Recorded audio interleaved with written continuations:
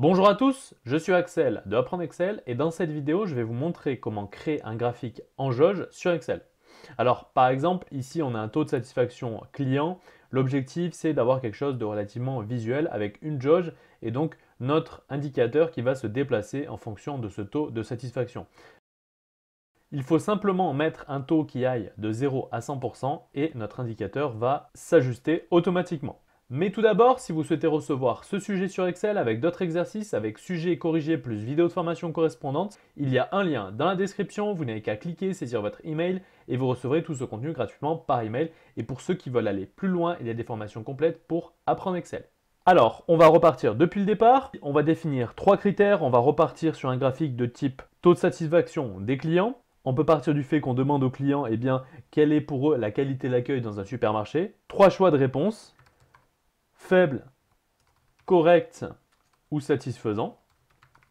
Et donc on va retirer de ces trois critères-là un taux en fonction des réponses données. Voilà, on va établir un ratio qui va nous permettre de savoir, par exemple, sur un panel de plusieurs centaines de personnes, où se situe la qualité d'accueil du magasin. Alors comme nous, on va se servir uniquement d'un demi-cercle, il faut donc que le total ici de tous nos critères soit égal au total de notre espace vide, puisqu'on va se servir d'un graphique en anneau qui va être intégral. Donc il y aura la moitié qui sera vide et l'autre moitié qui va correspondre à nos différents critères pour former notre jauge.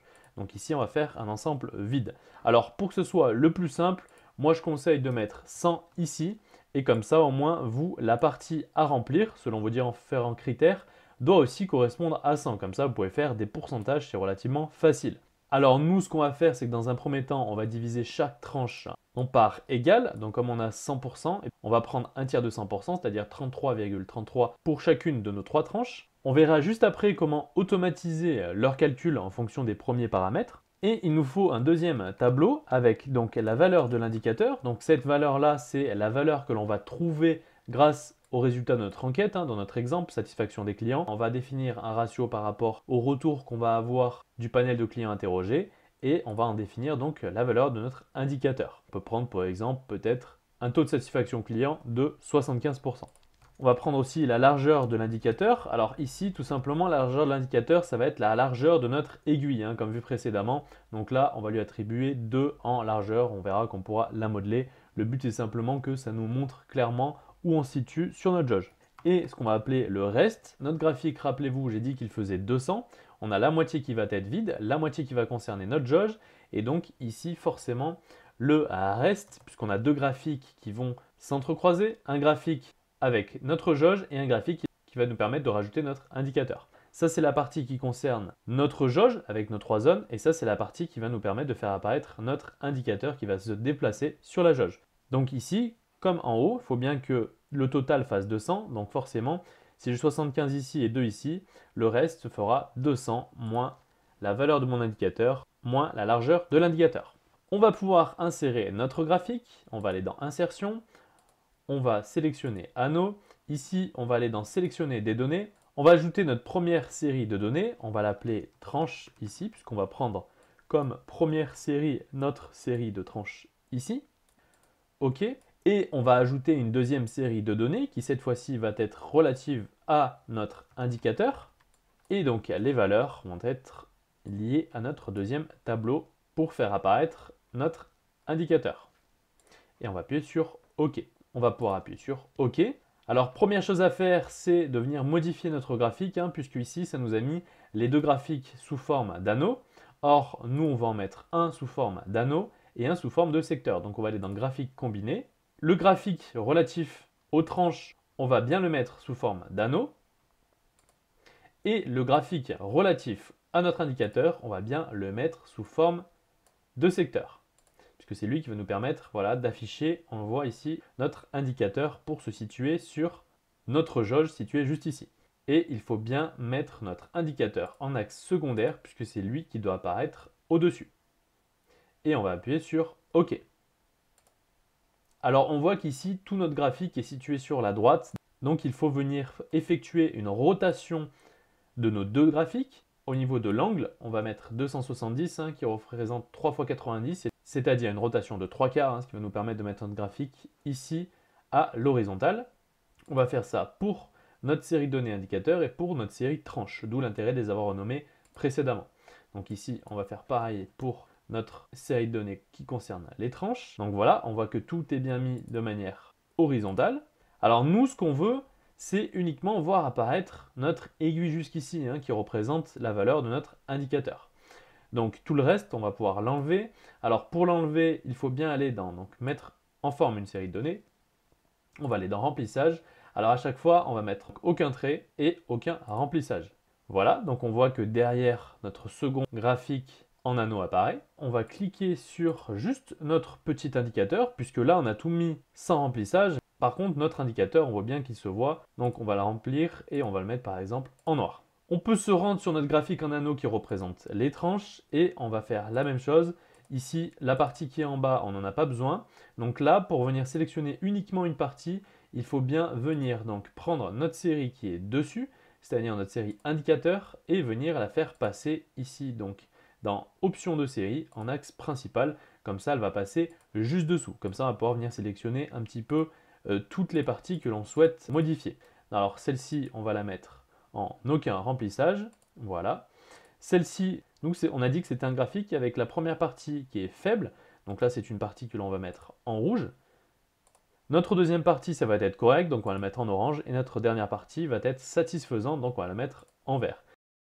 Soit on peut garder nos petits contours juste ici, soit on peut les enlever. Alors nous, on va les enlever.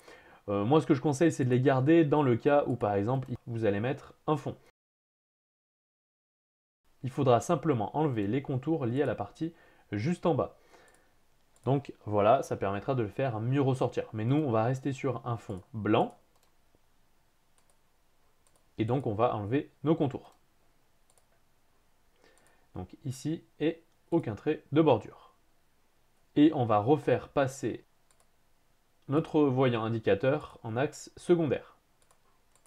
Alors ici, ça, on peut le supprimer. Ce qu'on va faire, c'est qu'on va rajouter un titre à notre graphique dans disposition rapide. Voilà, comme ceci. On va supprimer tous les autres paramètres. Donc tout le reste, on va venir le supprimer, c'est-à-dire les étiquettes de données. Ici, notre titre, on va le mettre plutôt en bas, puisque si on vient sélectionner notre graphique ici, de toute façon, comme il y a une partie qui est invisible, on ne pourra pas la descendre plus bas. Donc là, ce qu'on va faire, c'est qu'on va un petit peu augmenter la taille de notre partie à l'intérieur. Ici, on va l'augmenter au maximum et on va le descendre au plus bas possible. Et le titre de notre graphique, on va le descendre juste ici en bas.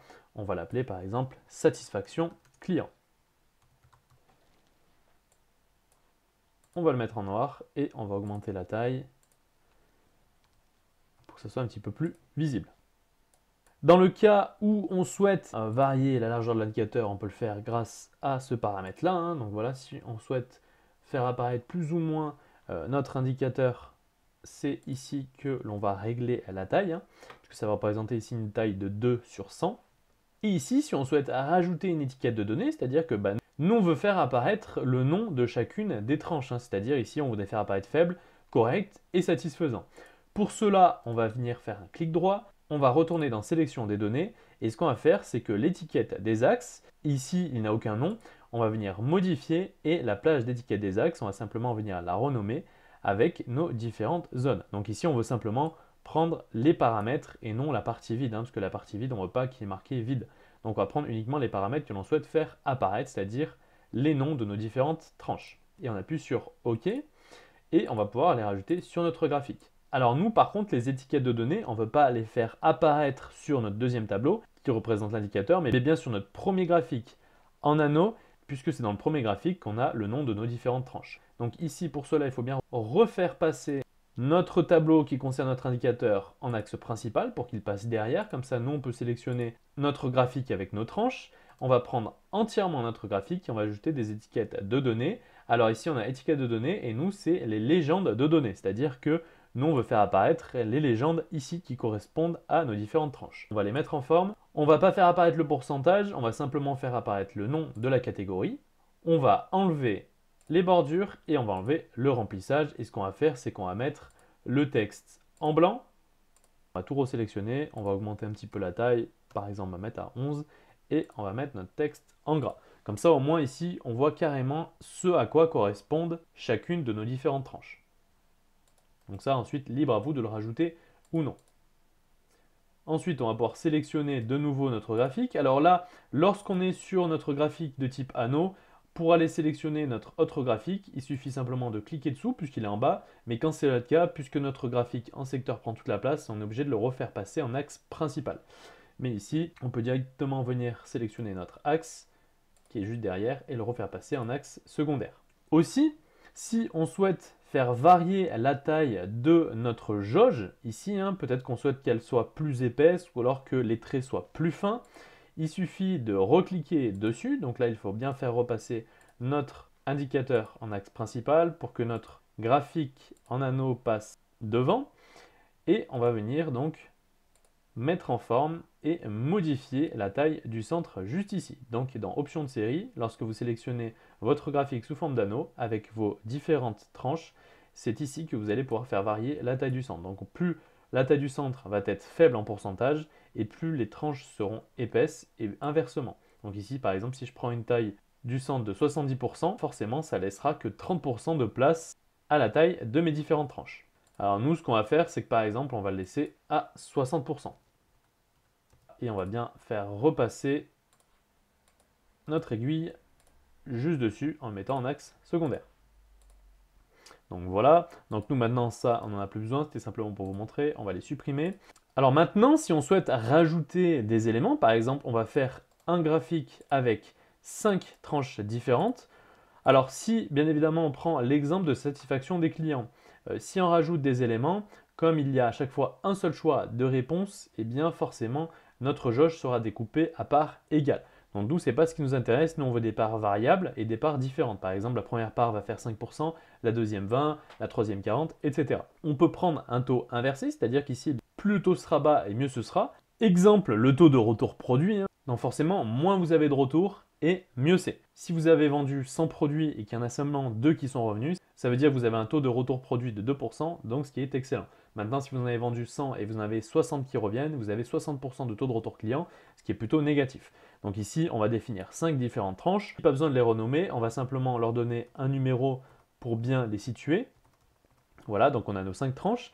Ici, le problème, c'est que si je viens ajouter manuellement mes tranches, donc par défaut, nos valeurs se sont insérées automatiquement puisqu'on les a insérées à l'intérieur même de notre tableau, puisqu'ici on les a insérées à l'intérieur puisque notre dernière ligne, c'était l'ensemble vide. Donc on les a insérées, le graphique les a automatiquement prises en compte. Si je les avais insérées en dessous, par contre, ça ne les aurait pas pris en compte puisque ça aurait été à l'extérieur du tableau. Mais pour venir les rajouter, de toute façon, si elles ne se rajoutent pas, il faut aller dans Sélectionner des données. Ici, la partie tranche modifiée, et bien dans valeur de série, bien reprendre l'ensemble des valeurs. Alors, on va attribuer une valeur pour chacune de nos tranches. Et on voit qu'ici, forcément, si je viens à dépasser 100 avec l'ensemble de mes valeurs, on voit qu'ici ça fait 120, et bien mon graphique n'a plus aucun sens. Pour éviter ce problème-là et pour automatiser le calcul, on va définir les tranches ici. C'est-à-dire que notre première tranche, eh bien on sait, on l'a définie, puisqu'il n'y a aucune tranche avant, donc elle est facile. C'est les 5 premiers pourcents qui sont excellents, ou les 10 premiers pourcents. Voilà, donc peu importe, mais on peut la définir manuellement. Ensuite, on va dire que par exemple, la deuxième zone, on va dire qu'elle va jusqu'à 15%. La troisième zone, elle va jusqu'à 30%. La quatrième zone, elle va jusqu'à 45%. Et donc la dernière zone représentera la partie restante. Alors maintenant, pour automatiser le calcul, on sait que les 5 premiers pourcents sont excellents. Ensuite, jusqu'à 15%, on est dans une autre tranche. Donc c'est-à-dire que la partie qui va être de 5 à 15%, ça va constituer la deuxième tranche. Ensuite, la partie qui va être de 15 à 30%, ça va constituer encore une autre tranche. Donc là, pour les définir, il suffit de faire la limite de notre tranche moins la tranche précédente pour savoir combien rajouter. On sait que si la première partie fait 5% et que la deuxième partie va jusqu'à 15%, on sait que donc la deuxième tranche va représenter 10%. Donc comme ça, c'est bien plus facile à calculer. Et on va faire ainsi de suite pour chacune de nos tranches. Donc à chaque fois, on va prendre notre tranche supérieure moins notre tranche précédente. Idem pour ici, notre tranche supérieure moins notre tranche précédente pour que ça se calcule automatiquement. Et notre dernière tranche, elle va faire 100 moins l'ensemble de nos valeurs, puisqu'elle va représenter le reste. Comme ça, ça évite de dépasser la zone de notre jauge qui lui est attribuée, c'est-à-dire sur nos 100% ici. Si je définis que la première zone, elle ne représente plus 5%, mais 3%, c'est-à-dire qu'il faut être dans les 3% de retour client pour que ça soit excellent. J'ai juste à la définir et tout le reste va se calculer automatiquement. La deuxième tranche, on va dire qu'elle va jusqu'à 9, donc ça représente une tranche de l'ordre de 6%. La suivante, et ensuite ça va aller jusqu'à 35 et tout le reste va représenter la dernière tranche. Donc là, il suffit simplement de venir modifier les couleurs. Plus on est bas et mieux c'est. Donc plus on est bas et plus on sera sur des tonalités vertes par exemple. Donc là, nous, il faut bien faire repasser notre indicateur en axe principal pour bien avoir notre graphique en anneau qui repasse sur le premier plan pour venir modifier les couleurs une à une. Donc là, ce qu'on va faire, c'est qu'on va aller mettre en forme disquette de données. On va aller au niveau des couleurs. Donc là, celle-ci, on va la mettre en vert. Donc ce qu'on peut faire, c'est qu'on peut utiliser plusieurs gammes de vert, hein, puisqu'ici, on va être sur différentes graduations.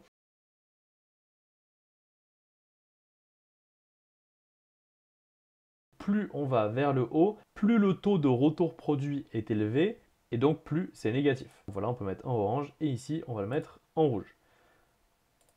Il faut faire repasser notre indicateur au premier plan. Voilà qui est fait. Et on va renommer notre graphique. On ne va plus l'appeler satisfaction client, mais on va l'appeler retour produit. Alors maintenant, ce qu'on souhaite faire, c'est venir masquer l'ensemble de nos données. Le problème, c'est que si on masque nos données, on ne va plus pouvoir modifier manuellement la valeur de notre indicateur. Donc ce qu'on va faire, c'est que la valeur de l'indicateur, on va la noter par exemple ici. Donc on va mettre le taux de retour produit. Pour venir renseigner la valeur de notre indicateur, et donc cet indicateur-là, on va le mentionner. Et donc ici, en valeur d'indicateur, on va faire égal la valeur que l'on va renseigner ici.